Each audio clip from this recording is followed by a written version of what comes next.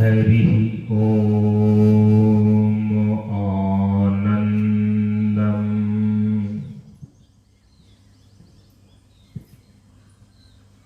प्रशांत जीवन दर्शनम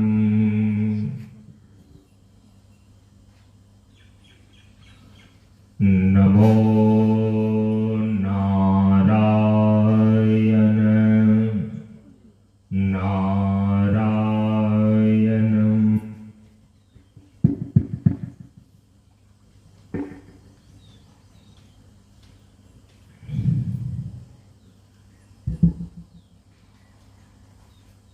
भरा हुआ है जो भावों से, बहती उसमें रसधार है। भरा हुआ है जो भावों से, बहती उसमें रसधार है। वो नर नारायण है, वो नारी नारायणी है, जिनको सत्संग से प्यार है। सनातन धर्म के वैदिक परंपरा के अंतर्गत गुरु और शिष्य के बीच एवं वक्ता और श्रोता के बीच ज्ञान का आदान प्रदान होने के लिए प्रयुक्त वैदिक मंत्रों का पहले उच्चारण कर लें। ओम सहना भवतु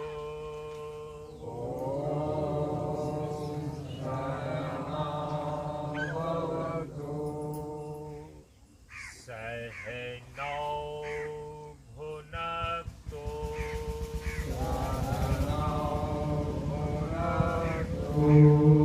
सह वीर्यं करवावहै सह वीर्यं करवावहै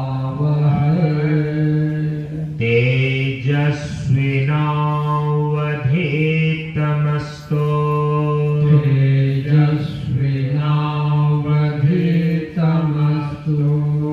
मा विद्विषावहै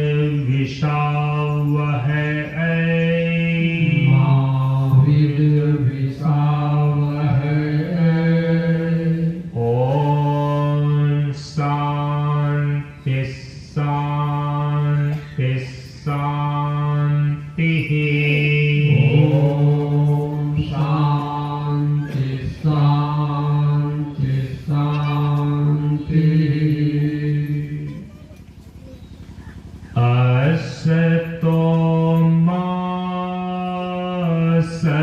सद्गमय असतो मा सद्गमय तमसो मा ज्योतिर्गमय तमसो मा ज्योतिर्गमय मृत्योर्मा अमृतमगमय मृत्योर्मा अमृतमगमय ओम शांति शांति शांति। ओम शांति शांति शांति।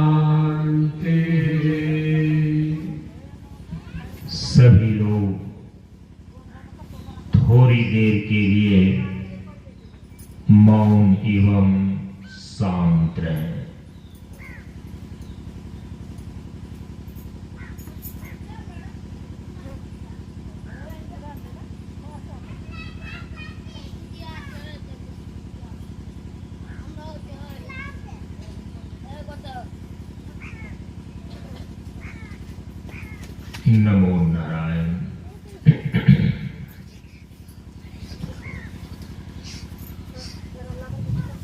ब्रह्मानंदं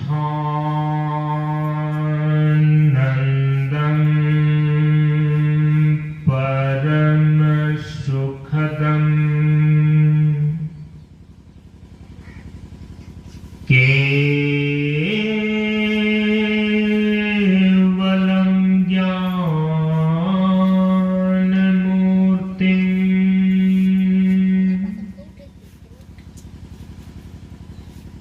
द्वन्द्वातीतं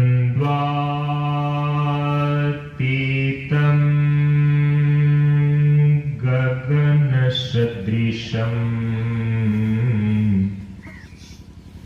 तत्त्वमस्यादिलक्ष्यम्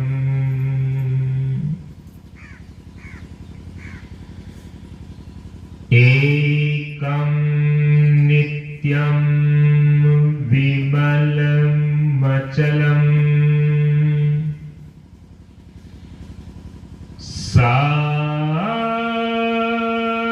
सर्वधी साक्षिभूतम्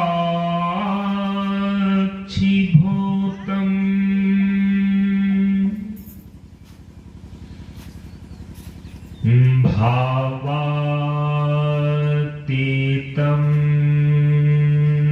त्रिगुणरहितम्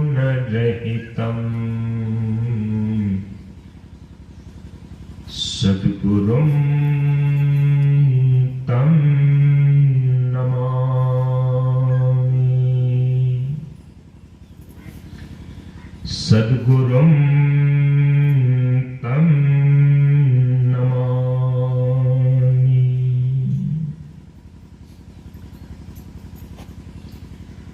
श्री गुरु चरण स्पर्श अनुभूति।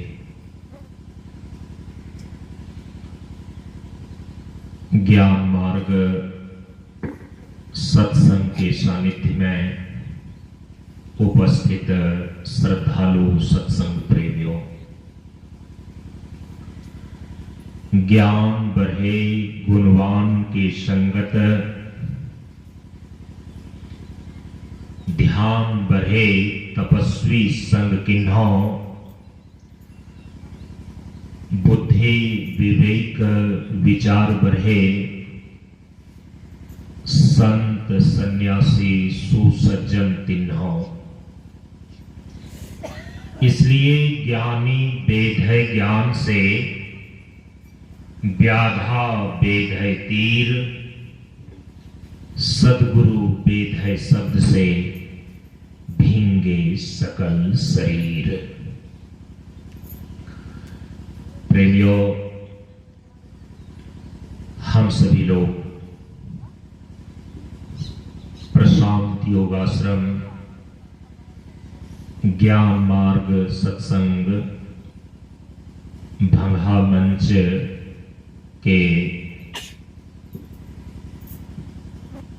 8वें वार्षिकोत्सव के उपलक्ष्य में आयोजित द्विदिवसीय सत्संग कार्यक्रम के आज दूसरे दिन प्रातः काल के सत्संग सत्र में उपस्थित है। हम सभी लोग इस बार के इस सत्संग सत्र में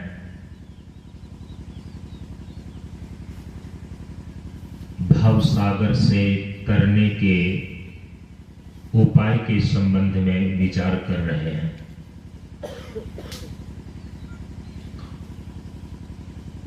जो लोग कल के सत्संग में उपस्थित रहे उन्होंने श्रवण किया है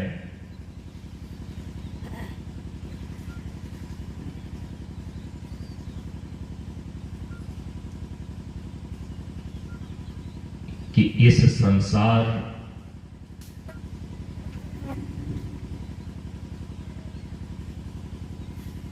के दुखों से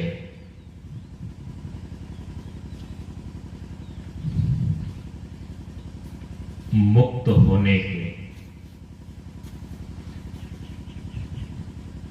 प्रमुख 3 उपाय हैं।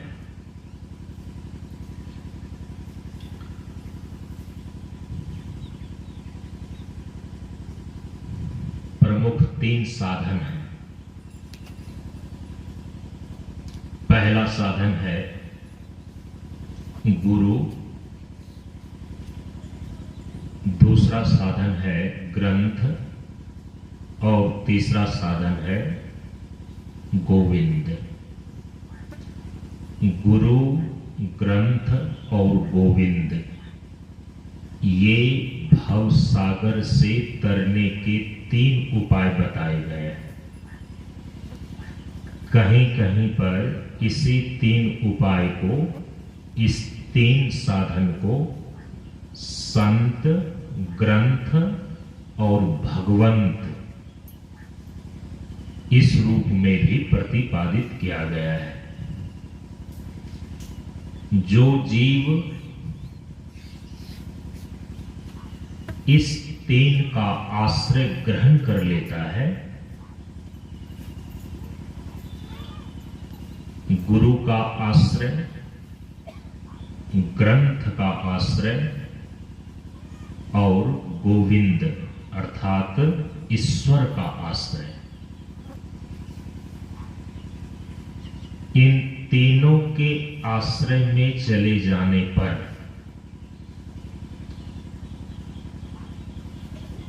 उस जीव का इस भव सागर से पार कर जाना, भव से तर जाना सुनिश्चित हो जाता है। भगवान ने श्री रामचरितमानस के अंदर अयोध्यावासी को भव सागर से तरने के इसी 3 उपाय को बतलाया है। मानस के इस प्रसंग का आप लोग पाठ करते रहते हैं, सुनते रहते हैं, ध्यान देना चाहिए।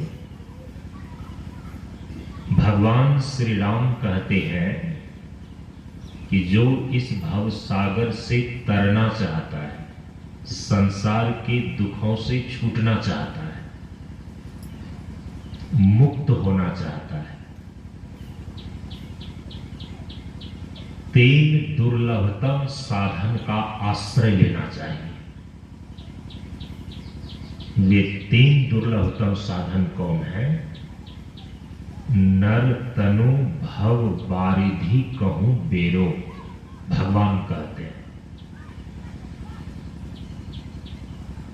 कि नर तनु भव बारिधि कहूं बेरो, सन्मुख मरुत अनुग्रह मेरो, करण धार सदगुरु दृढ़ नावा, दुर्लभ साज सुलभ करि पावा। ये 3 दुर्लभ साधन हैं, लेकिन कोई जीव ईश्वर की कृपा से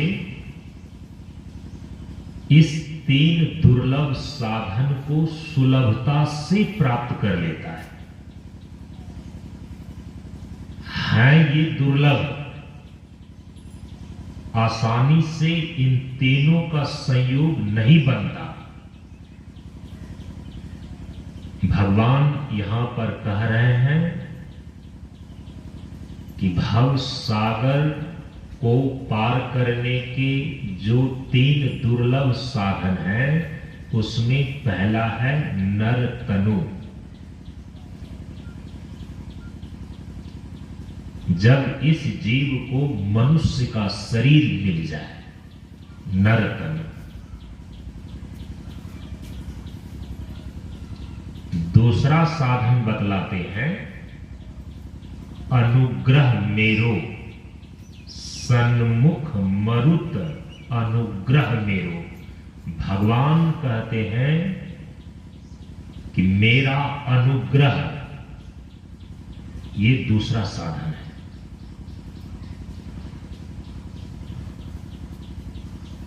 और तीसरे साधन का नाम ले रहे हैं कर्णधार सद्गुरु। दृढ़ नावा।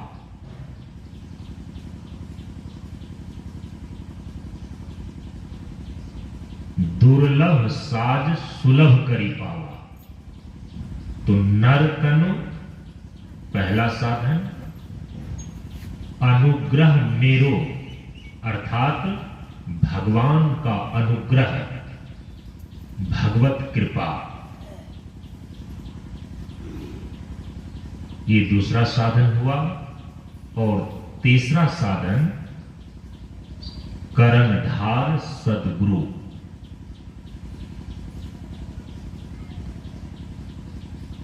तो भगवान ने यहां पर भव सागर से तरने के ये 3 उपाय, ये 3 प्रमुख साधन बतलाए हैं।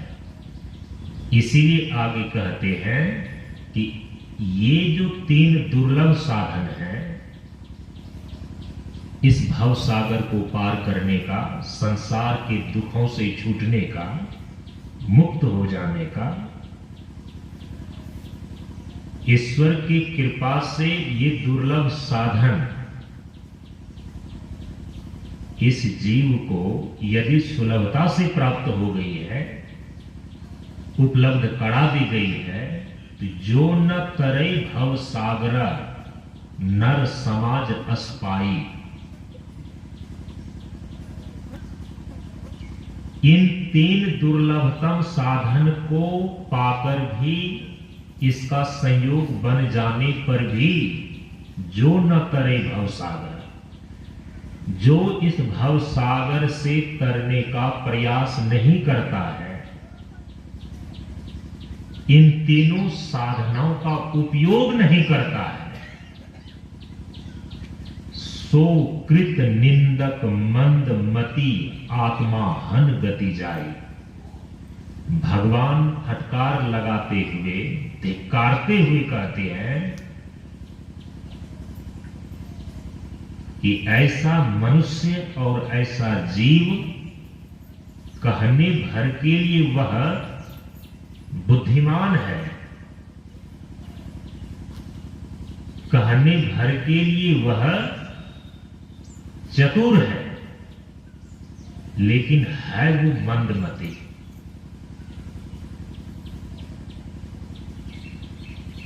दुर्लभ साधन का उपयोग यदि भव सागर को तरने के लिए नहीं कर रहा है और दुनिया की सारी चीजें कर रहा है और अपने को बुद्धिमान समझ रहा है, इसीलिए भगवान कह रहे हैं वो स्वयं को कहता है बुद्धिमान, लेकिन है वो बुद्धिमान नहीं, वो है मंदमती। भगवान के शब्दों पर ध्यान दीजिए, वो है मंदमती, उसकी बुद्धि जो है बिल्कुल मंद है,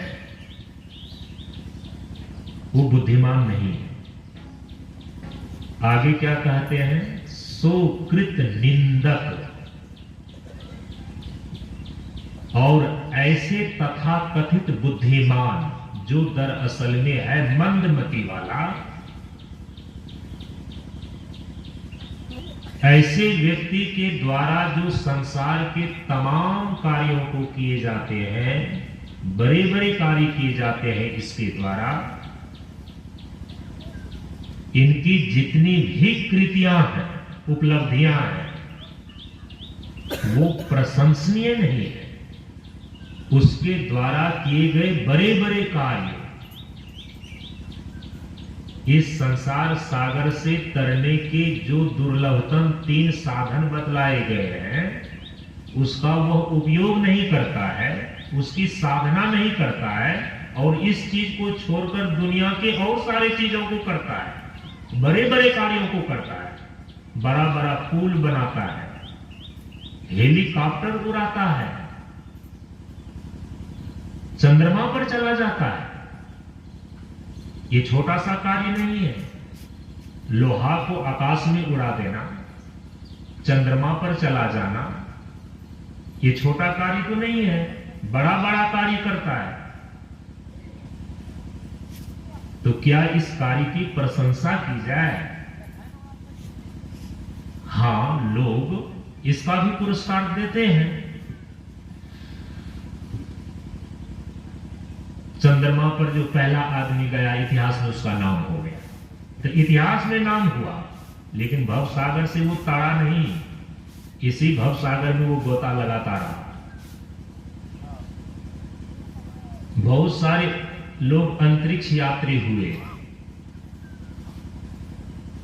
गिनीजिंग बुक में उसका नाम है, लेकिन मुक्त होने की सूची में उसका नाम ही नहीं है। तो भगवान ने कहा कि ऐसे जो तथाकथित बड़े बड़े कार्य हैं वो कर ले, लेकिन वो प्रशंसनीय नहीं है, वो सम्माननीय नहीं है कि उसके इस कार्य की इतनी बड़ी प्रशंसा की जाए। ठीक है, संसार के व्यवहार के लिए वो बड़े कार्य हैं, लेकिन जब जीवन के उद्धार की बात आती है, भव सागर को पार करने की बात आती है, इस दृष्टि से तो वो ओछा कार्य है। सो कृत निंदक, इस दृष्टि से तो वह निंदनीय ही है, प्रशंसनीय नहीं है। भगवान ये कह रहे हैं कि हमारे शास्त्रों में, हमारे महापुरुषों के द्वारा इस भवसागर को पार करने के दुर्लभतम 3 साधन निश्चित कर दिए गए, जानकारी में है, लेकिन इन तीनों साधनों का उपयोग ही नहीं करते। तो एक तो वो मंदमती है, और वो जो कुछ भी कर रहा है भले ही उसमें वो पुरस्कार पा जाए, लेकिन भगवान कहते हैं कि मेरी दृष्टि में तो वो तो कृत निंदक, उनके द्वारा किए गए सारे कार्य निंदनीय ही हैं, प्रशंसनीय नहीं है। तब बुद्धिमान किसको माना जाए, किसके कार्य की प्रशंसा की जाए? तो भगवान कहते हैं जो इस 3 दुर्लभतम साधन का उपयोग, अर्थात इसकी साधना करके इस भव सागर को पार करने में लगा हुआ है। इन 3 साधनों का उपयोग करके जो इस भव सागर से तरने की साधना कर रहा है, वो सबसे ज्यादा बुद्धिमान है। और वो जो ये कार्य कर रहा है ना, यही महान कार्य है।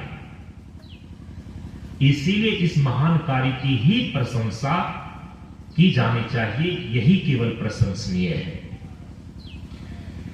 अन्य जितने भी शरीर हैं वो तो भोग योनि है। समझिए कि भगवान क्यों कह रहे हैं कि जो इस 3 साधन का उपयोग करके भव सागर को पार करने की साधना कर रहा है, केवल यही कार्य महान है, प्रशंसनीय है। और सारे कार्य जो हैं वो जीवन जीने के लिए है, पुरस्कार पाने के लिए है, लेकिन वो ज्यादा प्रशंसनीय नहीं है पूजनीय व्यक्तियों के द्वारा, वो ज्यादा सम्माननीय नहीं है। क्यों? क्योंकि इस जीव ने भगवान की कृपा से बहुत अरसे के बाद नर तन प्राप्त किया है, मानव का शरीर प्राप्त किया है। और जितने भी प्रकार के शरीर हैं 84 लाख योनियों में, वो भोग योनि कही जाती है, लेकिन मनुष्य योनि ही केवल कर्म योनि मानी गई है।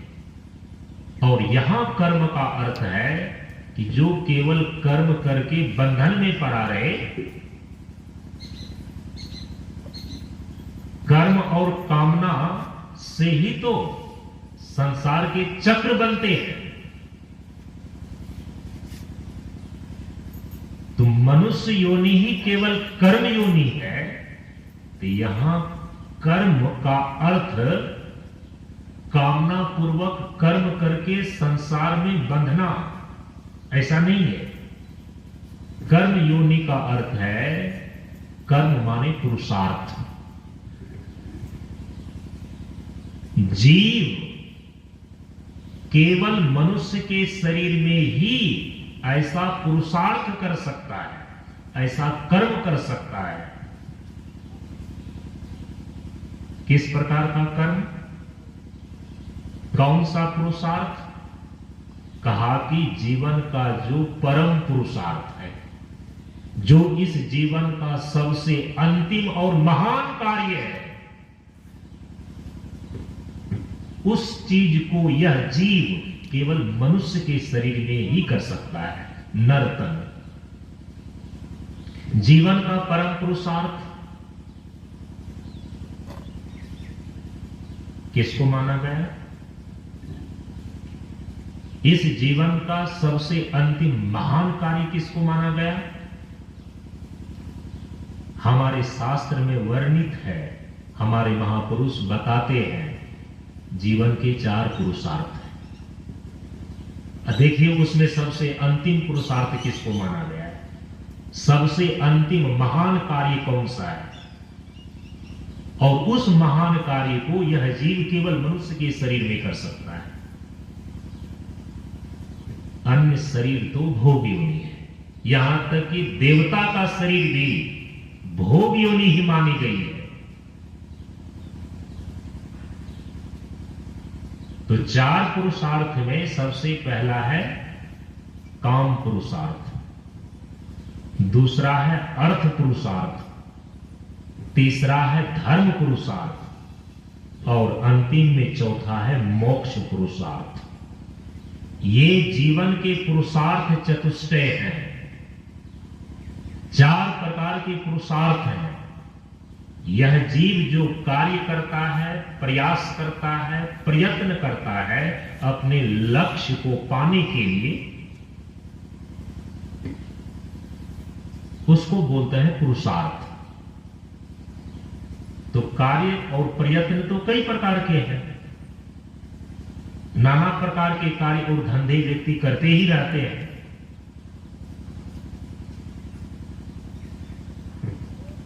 कोई संसार की कामना से प्रेरित होकर के कार्य करता है, काम वस्तु को प्राप्त करने के लिए कर्म करता है, प्रयत्न करता है, तो काम पुरुषार्थ है। स्त्री चाहिए, पुत्र चाहिए, धन चाहिए, दुकान चाहिए, मकान चाहिए।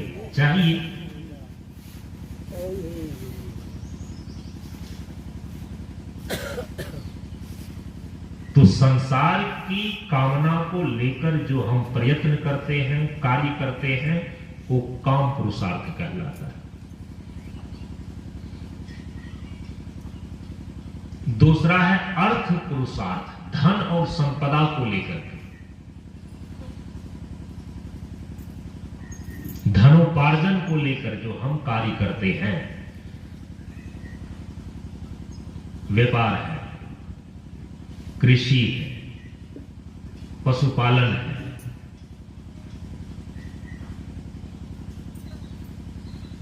जिसके द्वारा हम रुपये पैसे का उपार्जन करते हैं,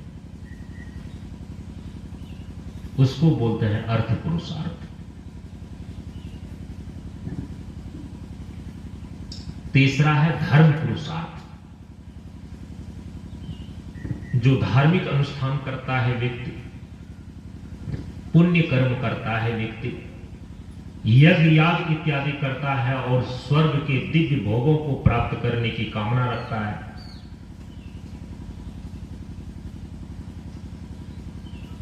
यज्ञ याग इत्यादि जो पुण्य कृत्य कर्म है, पूजा पाठ अनुष्ठान इत्यादि है, इसको बोलते हैं धर्म पुरुषार्थ। ये धार्मिक कार्य है।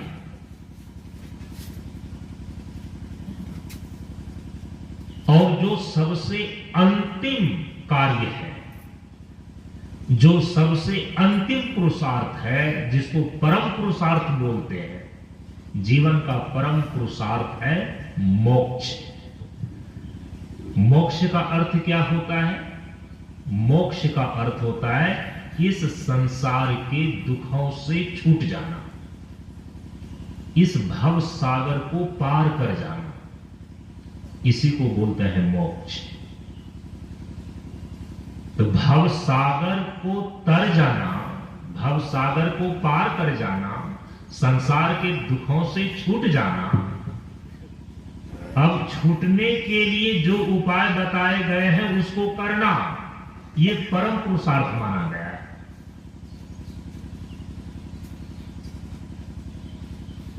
इसीलिए वही व्यक्ति बुद्धिमान है, उसी के कार्य की प्रशंसा की जानी चाहिए।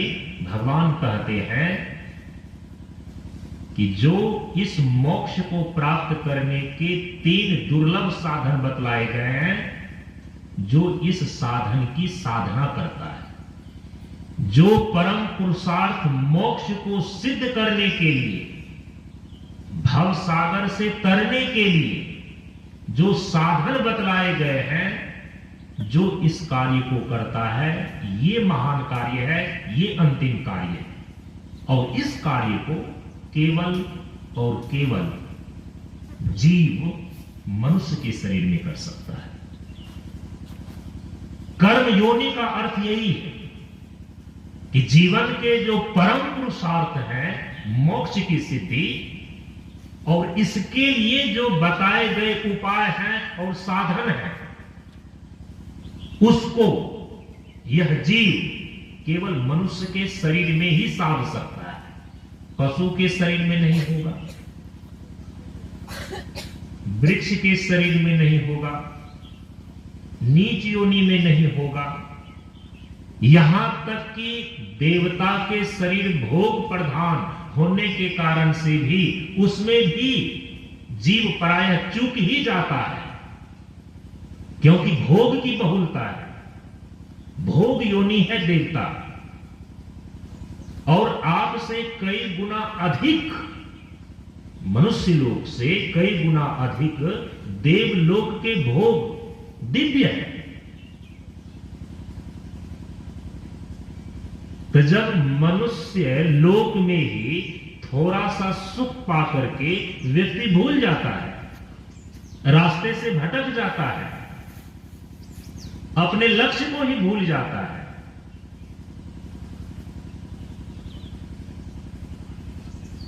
तो जो दिव्य भोग है, देवताओं को प्राप्त है, कितने दिनों तक वह परम पुरुषार्थ के प्रति अचेत रहता है, महाभारत में जाकर के पढ़ के देखिए।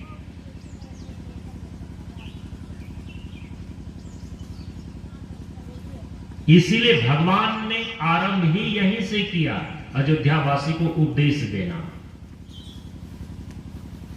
3 दुर्लभतम साधन को तो सबसे अंत में बतलाया और निगमन कर दिया कि जो न तरे भव सागर, नर समाज अस्पाई, सुकृत निंदक मंदमती, आत्मा हन गति जाए। तीसरी बातें उन्होंने यहां पर कह दी कि मंदमती तो वो है ही, कृत निंदक भी है, वो उनके कार्य की प्रशंसा नहीं होगी जो इन 3 दुर्लभतम साधन का उपयोग नहीं करता है, इसकी साधना नहीं करता है, ऐसे महान कार्य को नहीं करता है, तो उनके कार्य की प्रशंसा नहीं होगी, कृत निंदक है। और तीसरी बात है, भगवान ने फटकार लगा करके कही कि आत्मा हन गति जाई, वो आत्म हत्यारा है,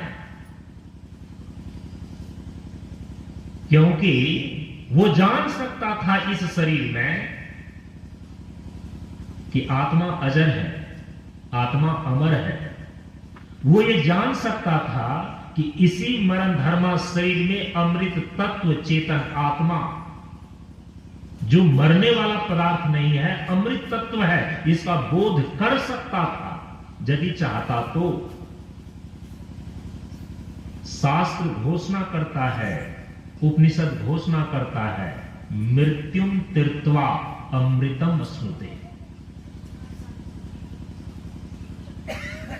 जो इस अमृत तत्व को जान लेता है, किस अमृत तत्व को? इसी मरण धर्मा शरीर के अंदर जो अमृत तत्व के रूप में चेतन आत्मा है, जो कभी मरता नहीं है, जो कभी मरता नहीं है, वही अमृत तत्व कहलाता है। तो शरीर तो मर जाता है, तो इस शरीर के भीतर जो मरने वाला चीज नहीं है, अमृत तत्व है। भगवान श्री कृष्ण कहते हैं कि आत्मा एव सत्य सनातनश्च ईश्वर सर्वभूतानां हृदय देशे तिष्ठति। अर्जुन, ईश्वर की सत्ता इस शरीर के भीतर चेतन आत्मा कहलाती है। ईश्वर कभी मरता नहीं, इसीलिए ईश्वर अंश जीव अविनाशी कहा गया है। जीव का जो शुद्धतम स्वरूप है, विकार रहित स्वरूप है, उसी को शुद्ध चेतन आत्मा बोलते हैं। जीव का अपना जो शुद्ध स्वरूप है, निज स्वरूप है, वो अमृत तत्व है, वो कभी मरता नहीं है। तो इस मनुष्य शरीर में चाहता तो अपने अमृतत्व का बोध कर सकता था साधन के द्वारा। वो जान सकता था कि मैं नित्य शुद्ध बुद्ध मुक्त स्वरूप चेतन आत्मा हूं। लेकिन जिस विधि के द्वारा वो जान सकता था, जिस चीज को करके वो जान सकता था, उसको क्या ही नहीं। तो भगवान कह रहे वो आत्महत्यारा ही तो है। आत्महत्यारा का अर्थ है कि आत्मा को जो जन्मने और मरने वाला समझता है और इसी समझ के साथ वो मर जाता है। वो बोध कर सकता था, इस ज्ञान को प्राप्त कर सकता था कि आत्मा अमर है। आत्मा की अमरता का बोध कर सकता था, स्वयं की अमरता का बोध कर सकता था, स्वयं के शुद्ध स्वरूप के अमरत्व का बोध कर सकता था, लेकिन किया नहीं।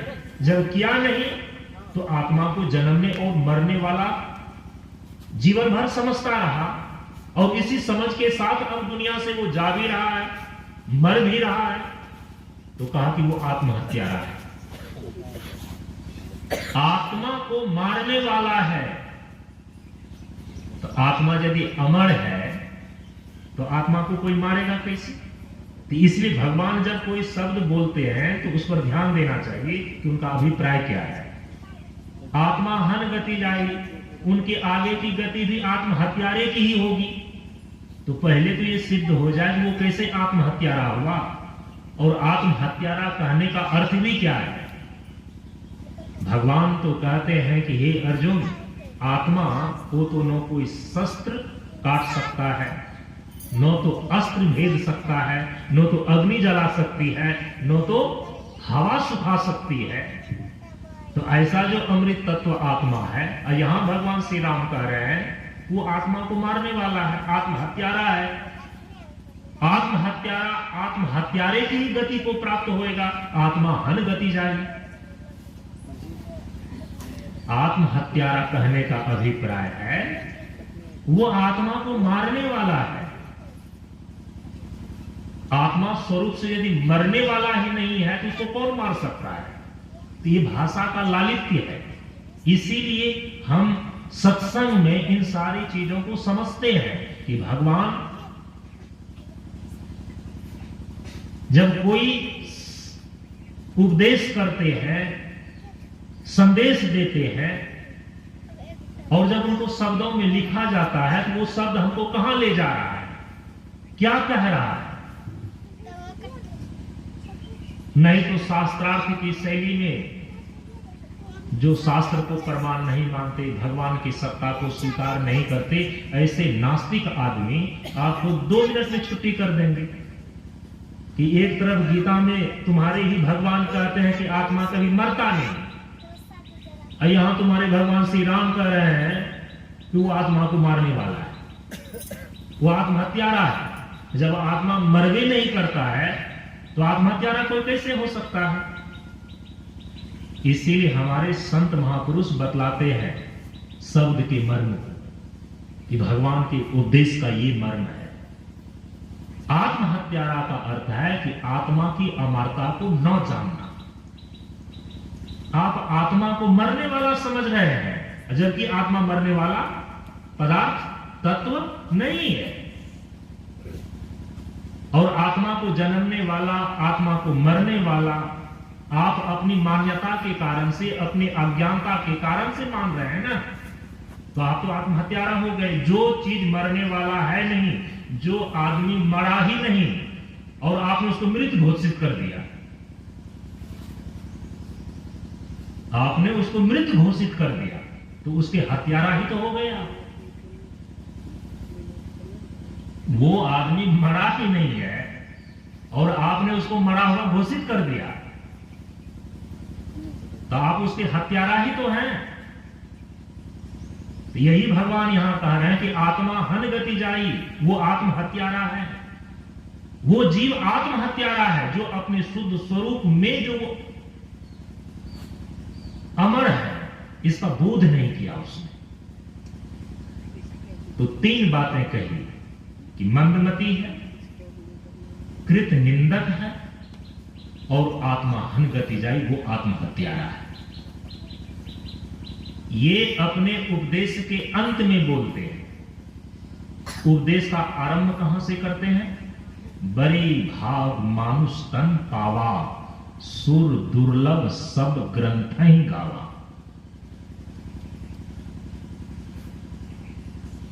ये जीव मनुष्य के शरीर में ही इस महान कार्य को कर सकता है। इसलिए तीन दुर्लभतम साधन में भगवान ने सबसे पहले साधन के रूप में नर तनु को गिनाया, मानव का शरीर। अब जब कल से हम आपको ये बतला रहे हैं कि हमारे सभी शास्त्रों में सभी महापुरुषों के द्वारा भव सागर से तरने के प्रमुख तीन उपाय बताए गए हैं। पहला गुरु, दूसरा ग्रंथ और तीसरा गोविंद। संत, ग्रंथ और भगवंत, इसी तीनों का ही संकेत भगवान इस शब्द के द्वारा कर रहे हैं। नर तनु भव बारिधि कहूं बेरो, सन्मुख मरुत अनुग्रह मेरो, करण धार सदगुरु दृढ़ नावा, दुर्लभ साज सुलभ करी पावा। तो सदगुरु शब्द तो आ ही गया, करणधार सदगुरु दृढ़ नावा, तो सदगुरु शब्द आ गया। तो भव सागर से तरने के तीन प्रमुख जो उपाय हैं, साधन हैं। गुरु तो भगवान के उपदेश में आ ही गया, करणधार सदगुरु दृढ़ नावा। अब जो दूसरा साधन है ग्रंथ, तो यहां पर जहां भगवान तीन दुर्लभ साधन का वर्णन कर रहे हैं कि नरतनु अनुग्रह मेरो सदगुरु दृढ़ नावा, तो यहां पर सीधे ग्रंथ शब्द का वर्णन नहीं है, क्योंकि तीन साधन में पहला साधन भगवान कह रहे हैं कि नरतनु है, दूसरा साधन जो है कि मेरा अनुग्रह है, और तीसरा साधन है सदगुरु। तो आप कहेंगे कि आप तो ग्रंथ को भी बीच में ला रहे हैं, ये ग्रंथ का तो नाम भगवान ने लिया ही नहीं। शास्त्र में अर्थ लगाने की इस विधि को हम कहते हैं, हमारी परंपरा कहती है उपक्रम उपसंहार विधि। क्या कहते हैं इसको शास्त्र में? उपक्रम उपसंहार विधि। शास्त्र के अर्थ को लगाने की ये विधि है। यदि शास्त्र को पढ़ने से सीधे अर्थ समझ में ही आ जाता तो फिर सत्संग में आने की क्या जरूरत थी? संत महापुरुषों के पास जाने की क्या जरूरत थी? बिना गुरु का मर्म न जाने लागे हाथ असार, कितनक भोदू बह गए करके वेद विचार। मर्म को समझना पड़ता है। तो शास्त्र के अर्थ को जिस विधि से लगाई जाती है, अब रामचरितमानस भी तो शास्त्र है, इसमें भगवान का संवाद है, उपदेश है, उनका भी तो अर्थ लगाना है। तो शास्त्र के अर्थ को लगाने की जो विधि है हमारे यहां पर सनातन धर्म की परंपरा में, आचार्य की परंपरा में, उसको बोलते हैं उपक्रम उपसंहार विधि। उपक्रम का अर्थ होता है जहां से आरंभ किया गया। उपक्रम माने जहां से आरंभ किया गया। कोई भी उपदेश, कोई भी प्रसंग, कोई भी प्रकरण, देखिए वो कहां से आरंभ हुआ। केवल बीच से एक पंक्ति को उठा करके आप सही निर्णय पर, सही निश्चय पर नहीं पहुंच सकते। भ्रमात्मक स्थिति हो सकती है और अर्थ का अनर्थ भी निकल सकता है। आजकल लोग सोशल मीडिया पर यही खुराफात मचाए रहते हैं। नहीं, कोई महात्मा पूरा प्रवचन किया हुआ, पूरा प्रवचन दिखाएगा ही नहीं। अब कोई अलग कहीं का प्रसंग है, उसमें कोई बात कर रहे हैं, बीच का वीडियो क्लिप काट करके वायरल कर दिया। अब देखो महात्मा यही बोल रहा है, और सारे लोगों को तो घंटे डेढ़ घंटे प्रवचन सुनने का तो उनको फुर्सत है नहीं, लेकिन वो 30 सेकंड का, 50 सेकंड का, 1 मिनट का वीडियो क्लिप तो चलते फिरते भी व्यक्ति देख लेता है। अब कहेंगे देखो महात्मा तो ऐसे बोलते हैं, महात्मा तो ऐसे बोलते हैं। आज सोशल मीडिया पर यही खुराफात मची हुई है। हमारे शास्त्र के साथ भी यही दुर्व्यवहार हो रहा है।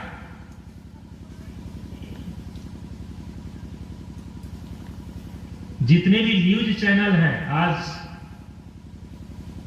पिछले 2 महीने से रामचरितमानस की प्रतियां जलाई जा रही है। वो राजनीतिक मुद्दे हैं, राजनीतिक रंग में रंग करके व्यक्ति धर्म को भी नष्ट करने पर तुल जाता है, अपनी परंपरा को भी लांछित करता है। भीतर से वो जानता है कि वास्तविक स्थिति क्या है, लेकिन अपनी राजनीतिक रोटी सेकने के मूढ़ता में, स्वार्थपरता में वो अपनी परंपरा के गौरव को भी नष्ट कर देता है। पिछले 2 महीने 3 महीने से रामचरितमानस, मनुस्मृति, इसकी कापियां जलाई जा रही हैं, और बीच में एक पंक्ति उठा करके खुराफात मचाया हुआ है। ढोल गवार शूद्र पशु नारी ये सब ताड़ना के अधिकारी। कहा कि पूरा रामचरितमानस जलाने योग्य है, क्योंकि ऐसे ऐसे शब्द आए हैं रामचरितमानस में। अरे रामचरितमानस में तो औरों शब्द आए हुए हैं। क्या आपके पूरे शरीर में यदि किसी प्रकार से सिर के अंदर कोई ढीला या जू काटने लगे तो सिर को काट कर ही फेंक देंगे क्या? तो आप तो रामचरितमानस को जला रहे हैं कि रामचरितमानस में ये सब बातें लिखी हुई है। तो क्या यही बातें केवल लिखी हुई है? और जो तुम एक क्लिप, एक चौपाई काट करके, जो लोग कभी रामचरितमानस पढ़ा ही नहीं है, सुना ही नहीं है, आज के स्कूल कॉलेज यूनिवर्सिटी में पढ़ने वाले विद्यार्थियों को देखिए। इंटरव्यू में पूछा गया एक लड़की से कि बताइए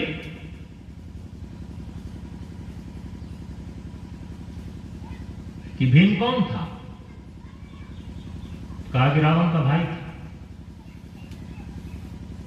कहा कि कंस कौन था? मतलब पूछा जा रहा और उनकी जानकारी देखिए कितनी है कि कंस कौन था। कहा कि कंस लगता है शूर्पणखा का भाई था। अब सोच रहे हैं इसका कोई सिर और कोई पांव है? लेकिन वो सनातन धर्म के घर में जन्मा हुआ बच्चा है, हिंदू कहलाता है, सनातन परंपरा से जुड़ा हुआ है, वो अपने फॉर्म में वो भरता होगा कि मेरा रिलीजन हिंदू है, मैं सनातन धर्म से बिलोंग करता हूं।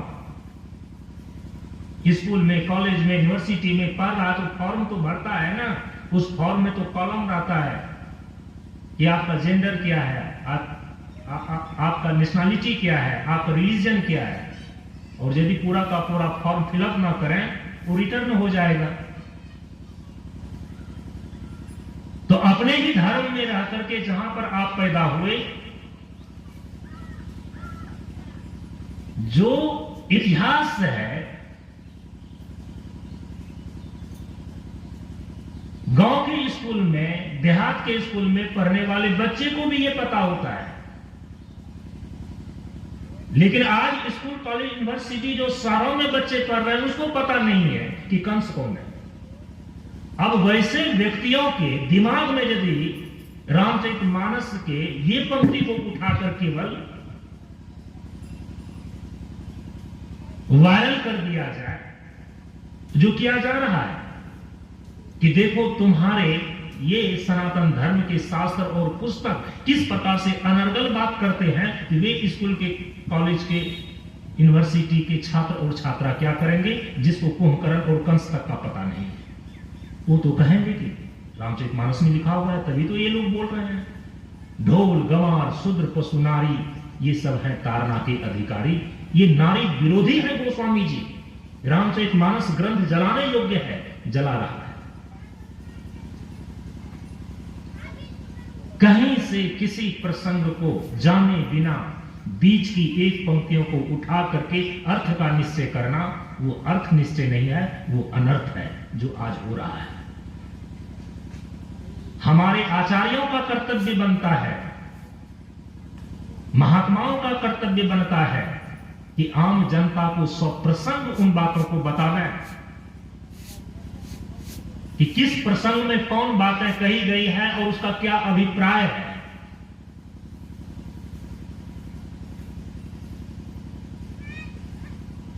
शास्त्र के अर्थ का निश्चय करने की एक विधि जो उसमें बताई गई है, हम उसको बोलते हैं उपक्रम उपसंहार विधि। उपक्रम का अर्थ होता है वह प्रसंग जहां से आरंभ हुआ है उसको देखिए।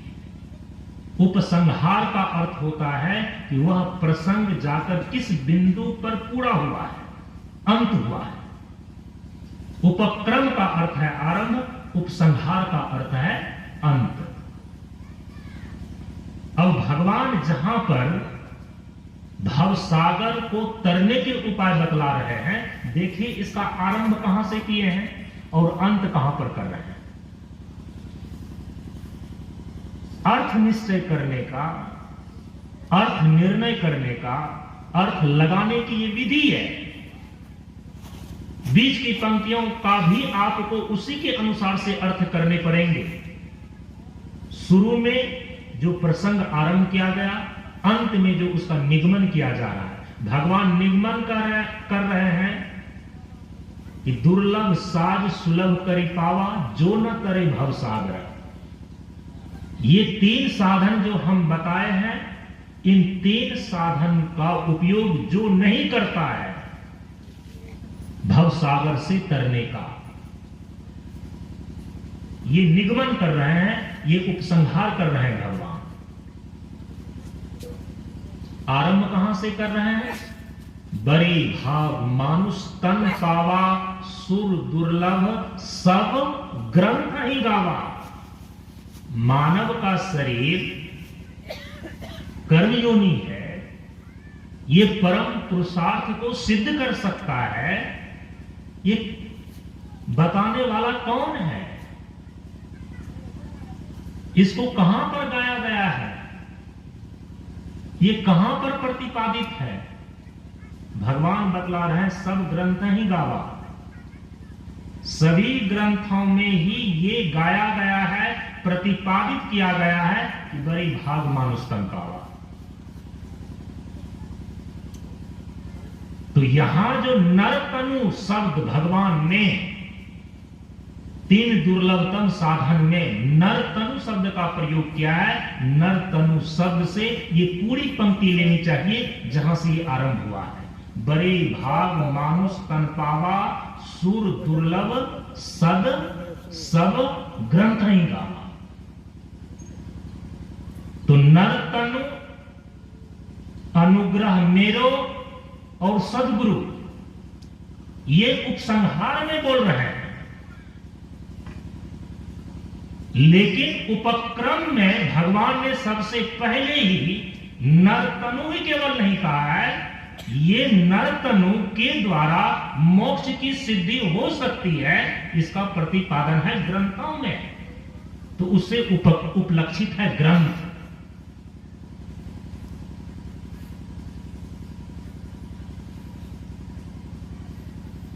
इसीलिए भव सागर से तरने के प्रमुख 3 साधन जब बोलते हैं कि पहला है गुरु, दूसरा है ग्रंथ और तीसरा है गोविंद। इन 3 का आश्रय जो ग्रहण कर लेता है, इस 3 के शरण में जो चला जाता है, वो संसार के दुखों को पार कर जाएगा। और भगवान के वचन में केवल नरतनु शब्द आया है, सीधे ग्रंथ नहीं आया, ये उपसंहार में। लेकिन उपक्रम में नरतनु के साथ बड़े भाग मानुष तन पावा माने नरतनु, लेकिन सब ग्रंथ ही गावा, उसके साथ पूरी पंक्ति होती है ग्रंथ के साथ। तो ये जो 3 दुर्लभतम साधन हमारे सभी शास्त्रों में महापुरुषों के द्वारा बताए गए हैं। तो गोस्वामी तुलसीदास जी महाराज ने अब सबसे पहले साधन की महिमा बतला रहे हैं। गुरु से शुरू करते हैं, क्योंकि सबसे पहले गुरु का स्थान आता है। आपके जीवन में गुरु यदि है, तभी क्या करना है, क्या नहीं करना है, किधर जाना है, इसका निश्चय हो सकेगा।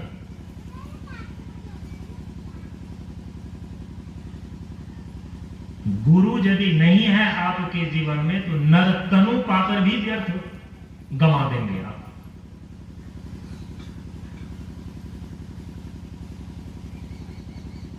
वो कैसे बोलते हैं?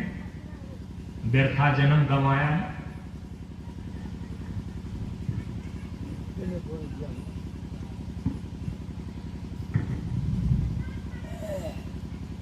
होकर मूर्ख पशु और दानव व्यर्था जन्म,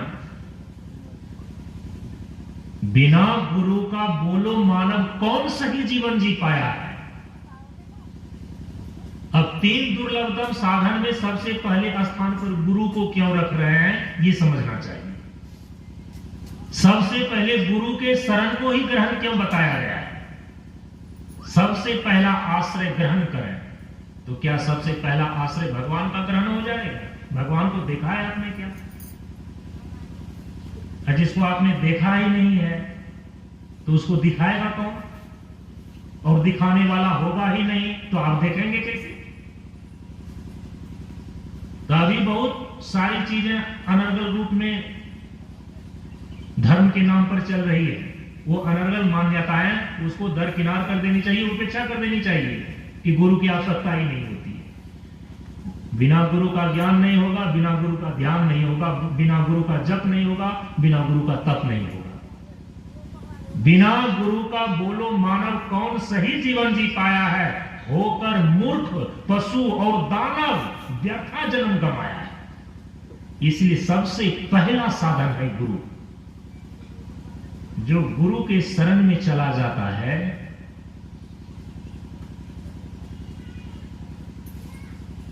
देखो जग इतिहास जांच कर कौन गुरु से वंचित है। यदि सदगुरु की शरण पकड़ ली तो उद्धार तुम्हारा निश्चित है। भव सागर से तरने के उपाय में सबसे पहले स्थान पर गुरु को स्थान दिया गया है। सबसे पहले स्थान पर गुरु आते हैं, क्योंकि गुरु आपके जीवन में होंगे तभी आगे का रास्ता आपको दिखाई देगा। आप ग्रंथ की ओर भी जाएंगे और भगवंत की ओर भी जाएंगे। ग्रंथ की ओर जाने का भी रास्ता बंद हो जाता है और भगवंत की ओर जाने का भी रास्ता बंद हो जाता है यदि आपके जीवन में गुरु का पदार्पण नहीं है। ग्रंथ का मर्म भी गुरु के सानिध्य में प्राप्त होता है, समझ में आता है। बिना गुरु का मर्म न जाने, लागे हाथ आसार, कितनक भोदू बह गए करके वेद विचार। और जो भगवान की सत्ता है सर्वव्यापी तो है, वो सर्वव्यापक है, यहां भी है वहां भी है। लेकिन आप देख रहे हैं क्या उस सर्वव्यापक परमात्मा का अपने भीतर अप्रोक्ष अनुभूति कर पा रहे हैं क्या? नहीं। वो दृष्टि कहां से आएगी? अपने आप से आएगी क्या? यदि अपने आप से आई होती तो आ गई रहती, भगवान का दर्शन करके मुक्त हो गए रहते। तो इसका मतलब है कि वो दृष्टि आई नहीं भगवत दर्शन करने की, जबकि भगवान तो सर्वव्यापक है, सब जगह फैले हुए हैं। हरि व्यापक सर्वत्र समान, सब में